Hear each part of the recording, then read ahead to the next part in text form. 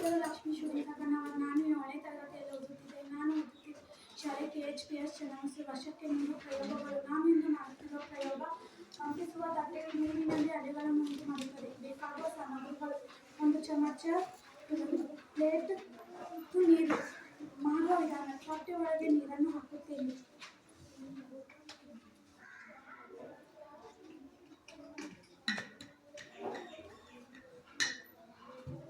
ಈಗ 1 ಚಮಚದಿಂದ ತಟ್ಟೆಯನ್ನು ತಟ್ಟಿದಾಗ ಇದರಿಂದ ಒಂದು ಶಬ್ದ ಕೇಳಿಸುತ್ತದೆ.